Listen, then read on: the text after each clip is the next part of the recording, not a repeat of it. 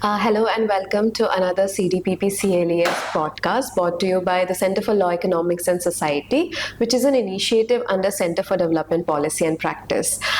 So just a brief before we begin with the talk today is that Center for Development Policy and Practice is a research institution which looks into various development economics and public policy issues, but with a focus on the marginalized and vulnerable communities. Now, coming to the Center for Law, Economics and Society, we here try to look at the legal landscape of India from the perspective of people who belong to vulnerable communities as well as who are accused of various crimes. Today, we will be talking about the representation and diversity in civil services, drawing upon the distinguished career and insights from a senior officer of the Indian Police Service. We are honored here to have Mr. S.A. Huda, a retired IPS officer who served as the Director General of Police of Andhra Pradesh. He is the founding member and part of the governing council of the Center for Studies of Plural Societies, which is based out of New Delhi, and is a widely recognized person for his administrative leadership as well as commitment to public services. Over the years, he has engaged in issues of educational reform and the need to strengthen the underrepresentation of various communities in the civil societies. Hello, sir. It is a privilege to have you here. Is there anything that I missed out from your introduction? No, thank you. Everything is okay. Great, sir. Sir, we'll begin with our first question. If you could just share your journey, over the years, over the decades into the IPS, and what shaped your early years in the services? Civil services as an option never came to me, even school stage or inter stage. In fact, inter stage, that was a time one thought of engineering, and then that was a time when the oil boom was there, so oil technology was one option.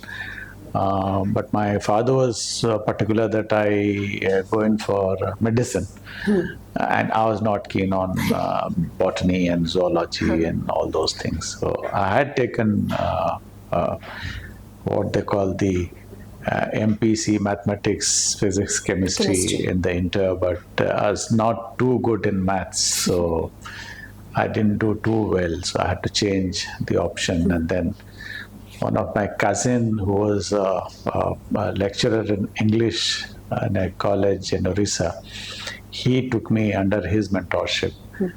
So I changed to political science honors, and then did 2 years graduation there. There's a place called Kendrapada, which was Biju Patnaik's constituency also. Okay. Now that college has become autonomous college. So from there I did graduation, and then from there I moved to JNU for my post-graduation, where the ambiance is everyone is trying to do something or other. Civil services is one option. People do move to academics, do PhD, go abroad to very good universities, then come back to academics or research. So that's where, even then, it was just that I had to make it to civil services. That's one of the options. I did try for bank. I got into Air Force, the ground duty, and of course civil services. Also, I tried, because that's the option. And now people try for. That is the time when people tried for insurance also. That's when I came back to Orissa again to Kendrapada. 3 months preparation, and then first chance I got through. That's nice to hear, sir. So, sir, how has this experience been like for you after joining, after your training?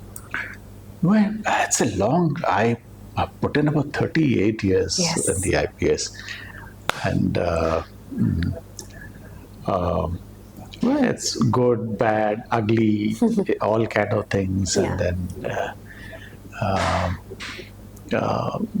But one has to, in the hindsight, one has to keep your heads down, and as in the cricket parlance, you got to keep your head down and see each ball and keep batting.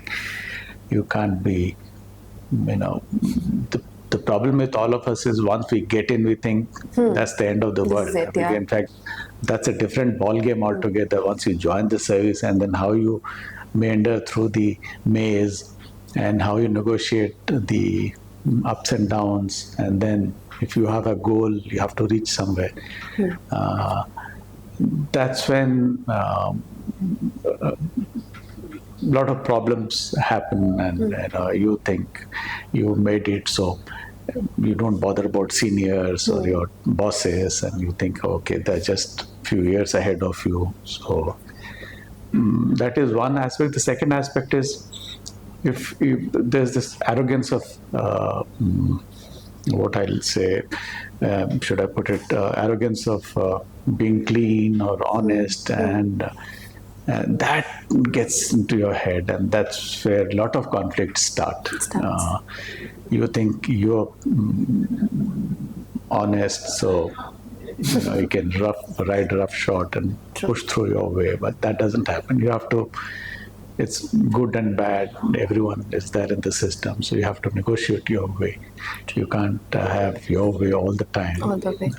Thank you, sir. My next question to you would be that when we speak of underrepresentation in civil society, in civil services today, which groups come to your mind, and why do you think that this gap persists even after decades of reforms? No, I think this is it's a public perception, but I don't think it's in reality that's a fact, because see, at one time, 50s, 60s, English speaking, public school background, Delhi-based colleges, they used to produce bulk of the civil servants because of the English thing.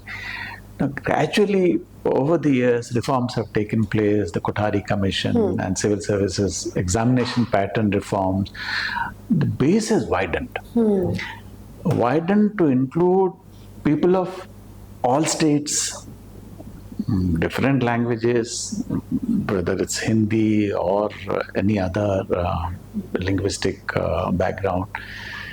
Rural areas, not urban anymore.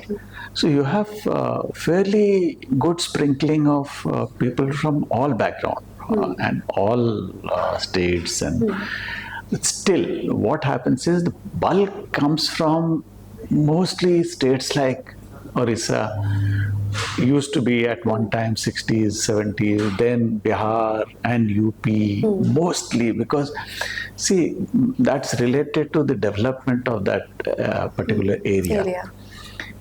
There's no casting aspersion on the process itself, the developmental process or the policies and all that. But what happens is if the industry is not developed, or the trade and commerce is not developed, or the IT sector is not developed in those areas, people think becoming a DM and SP is the end all and be all of life, because that's what they see all the time in the districts, the TAT and so-called Sosha and all that, which is, if you go to places like Bombay or Gujarat or Maharashtra, there are very few people who will opt for civil services as an option, career option. They would rather go abroad and do well in life.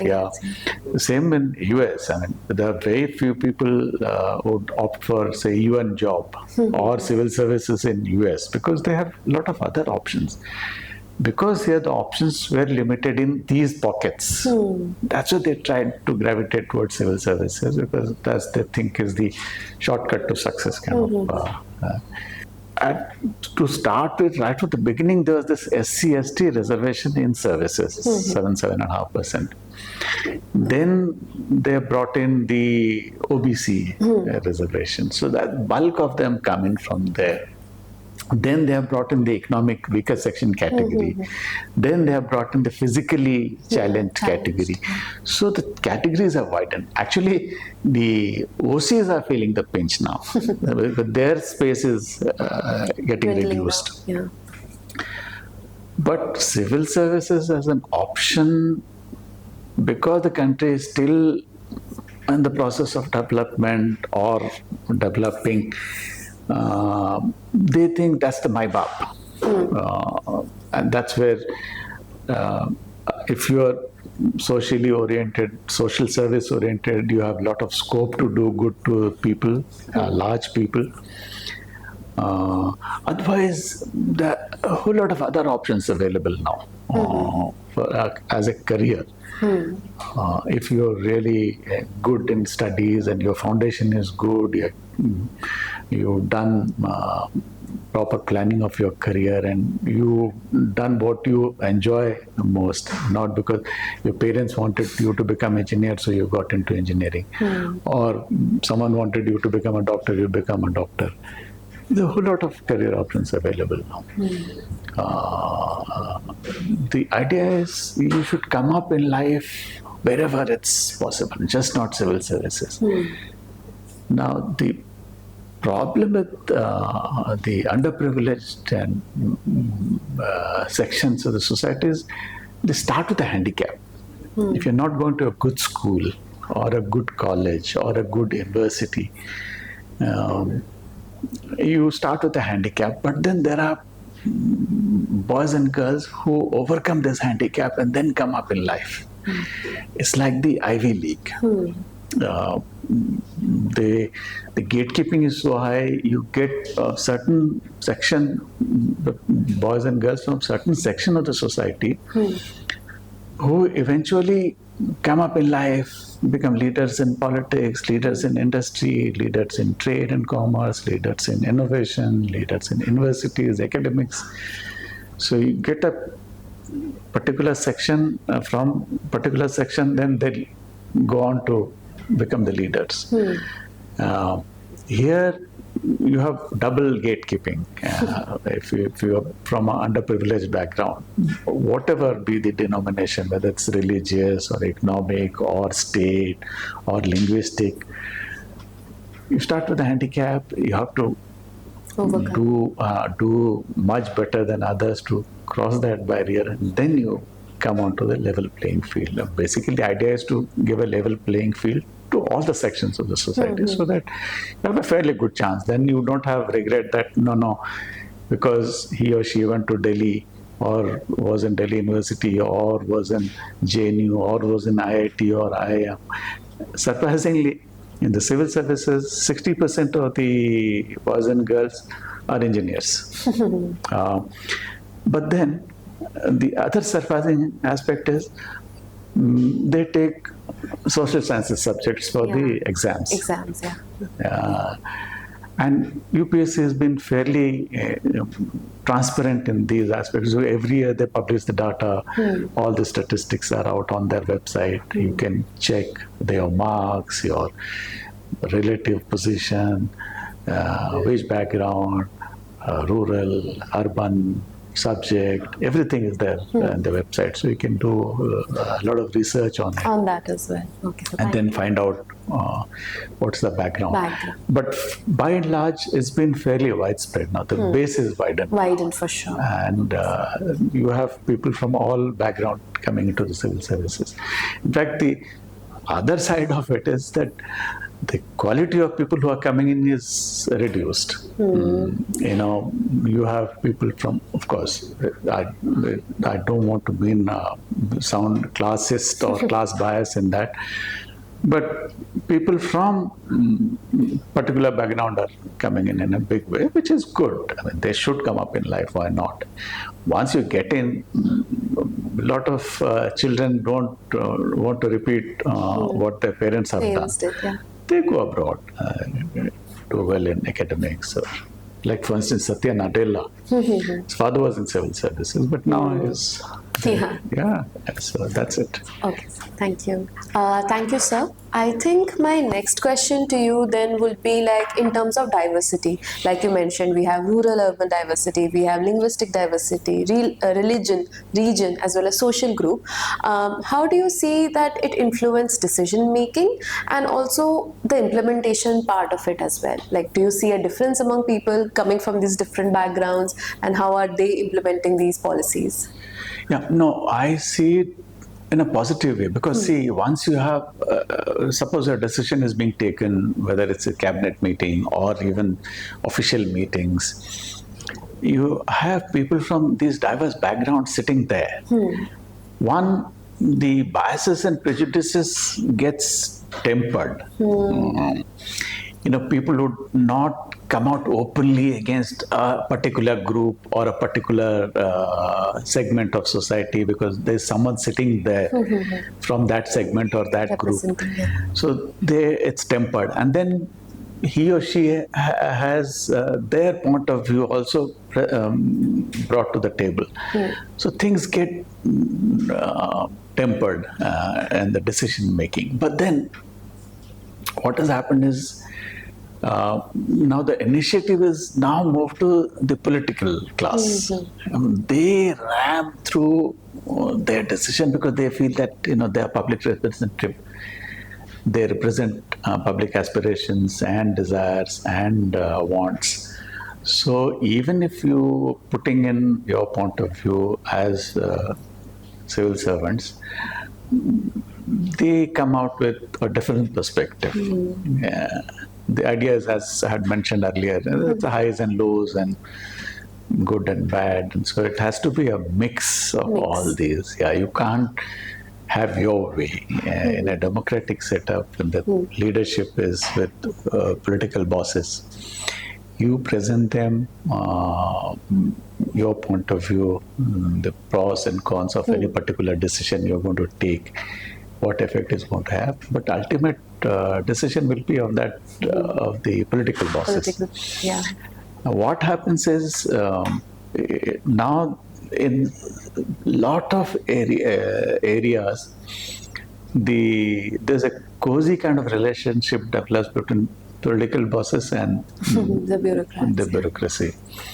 For various reasons. One could be financial, but then for better jobs, better posting, better placements. So they develop a cozy relationship.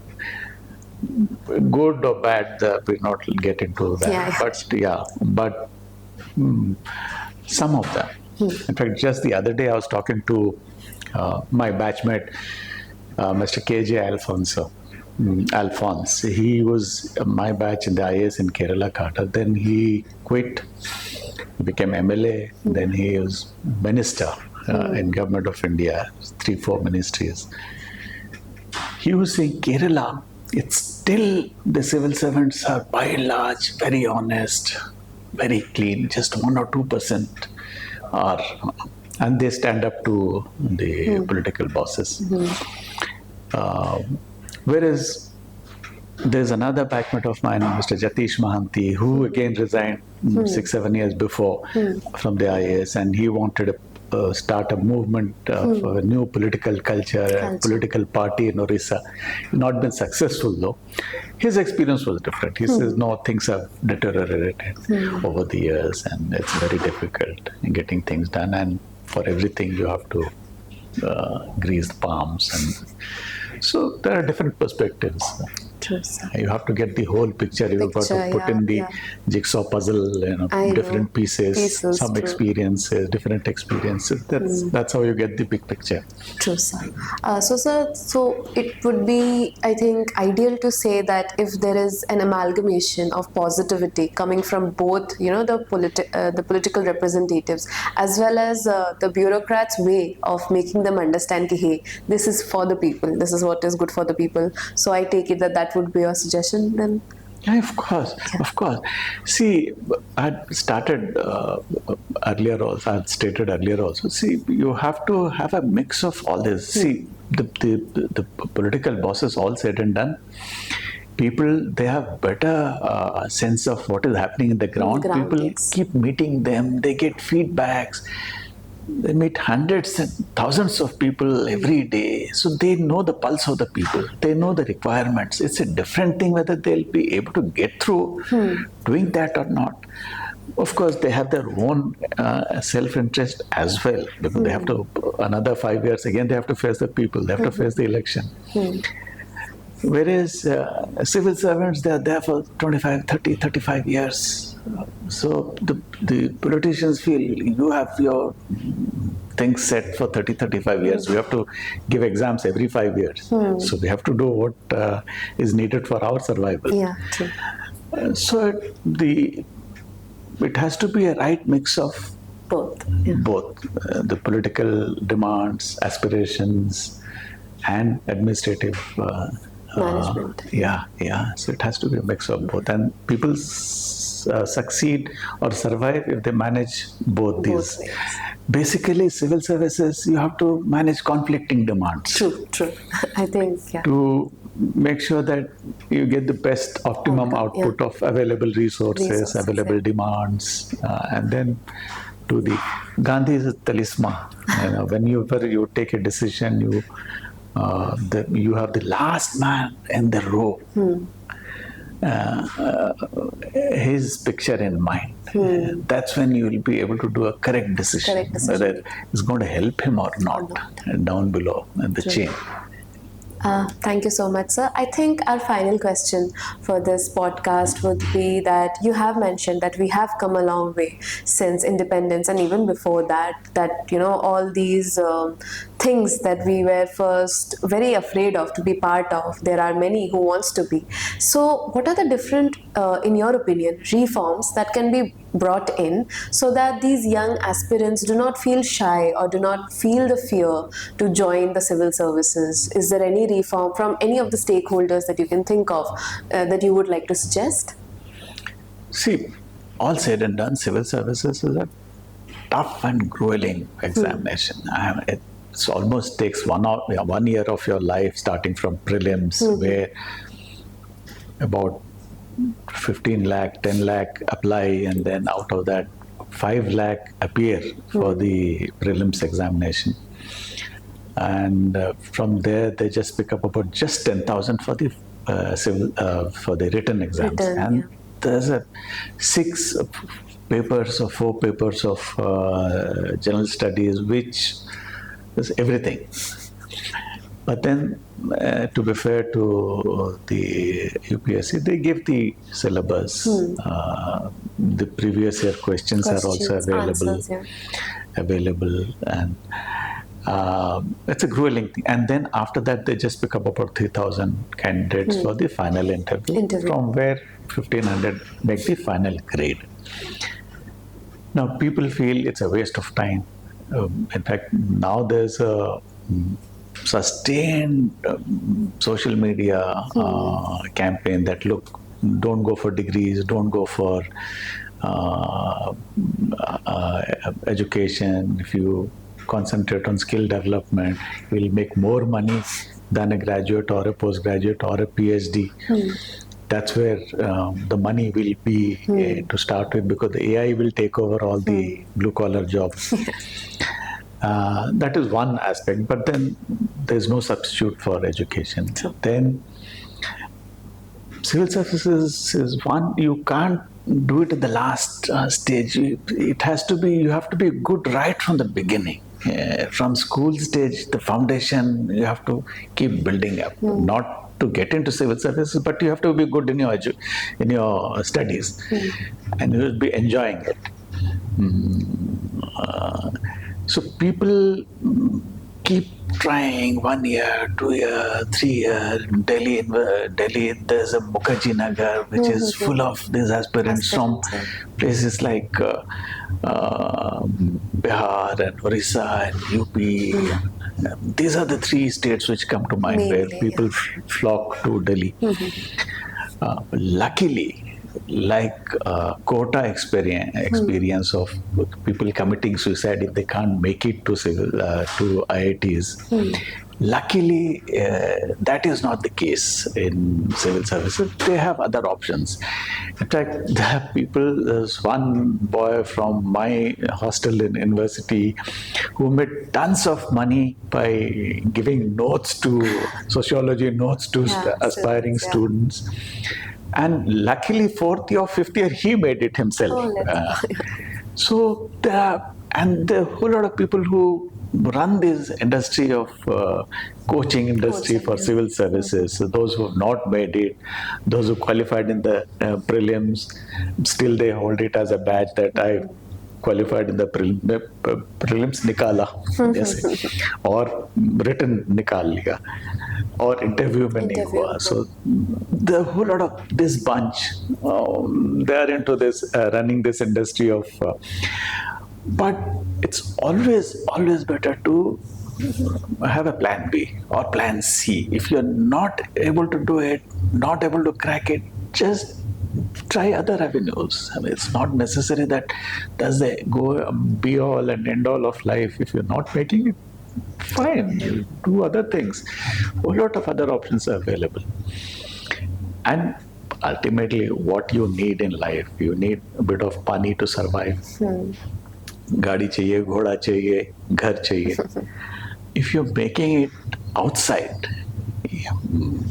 whether it's law, media, think tank like this, a whole lot of avenues open.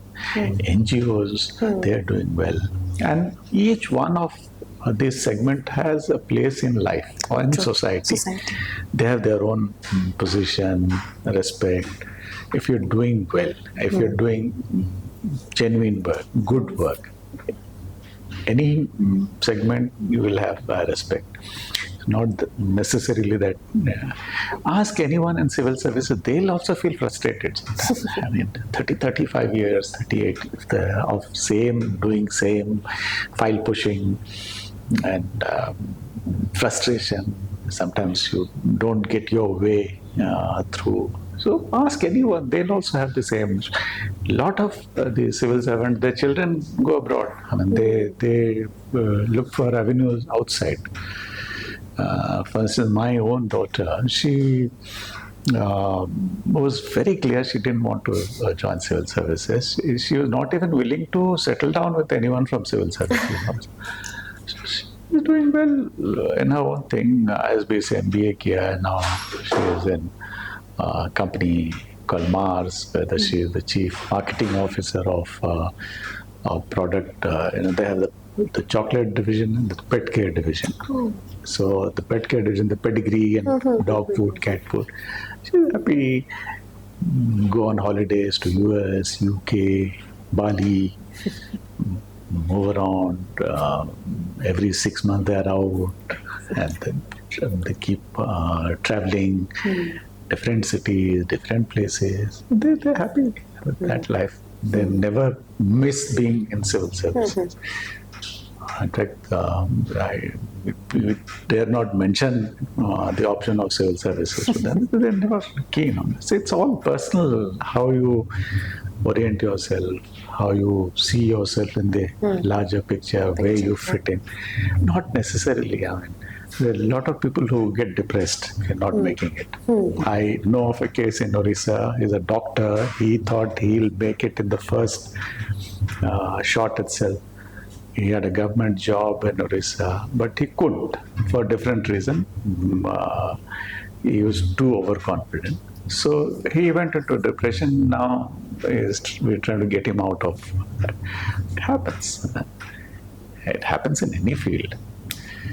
If you're in academics and if you've gone for a job interview to a very good university and you're not making it, feel the pinch for some time. That's very normal, natural. Not having it will be problem because then you'll have to pinch yourself. Am I alive? Yeah. Why I'm not reacting? Normal human emotions. So change. See, there's a system in government. The UPSC is under Department of DOPT, Department of Personnel and Training. So, and a whole lot of people involved in decision making, trying to change the system. They keep getting feedbacks from public representatives like MPs, ministers. And then they keep changing also. Things, see, during our time, my batch was the last batch. 78 exam was the last single exam. And then also there's no prelims. Then for IAS and the allied services they used to call, they would write 2 more extra papers. Then they changed. Next batch itself, they started the prelims and mains. And then even in the mains, the emphasis on subjects have come down. Now they have general studies paper where it's thing. Then there's a CSAT paper in the prelim, the civil service aptitude test. Most of the students get stuck there. CSAT, not so much in subject. Then the interview marks have come down.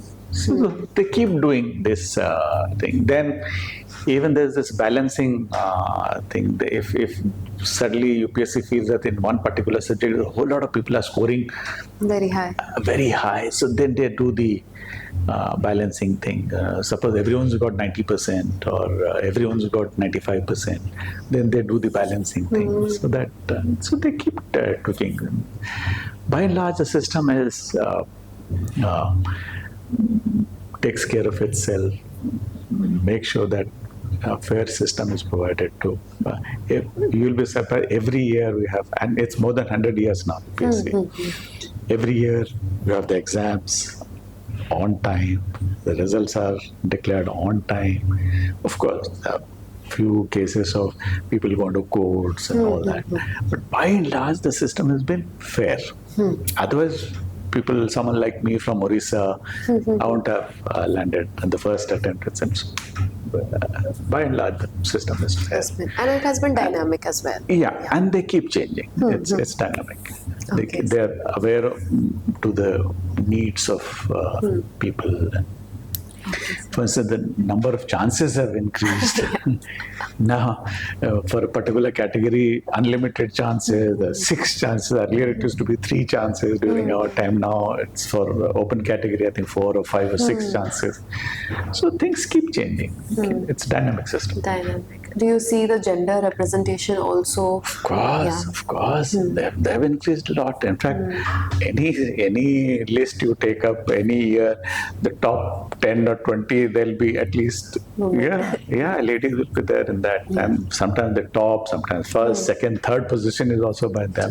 So they're pretty, you have to be good in your studies. You have to be thorough in your studies. Then only you'll be able to crack it. Thank you so much, sir. I think this was one of those conversations that gives us a very balanced perspective as to what is going on into UPSC, and it is not something that is, high up in the castle that we should be afraid of. So this definitely breaks some of the taboo, some of these things that we have in our mind, but we are very afraid to ask. So hopefully the audience would be able to gauge and understand their perspective on UPSC and civil services. Thank you so much, sir. Thank you.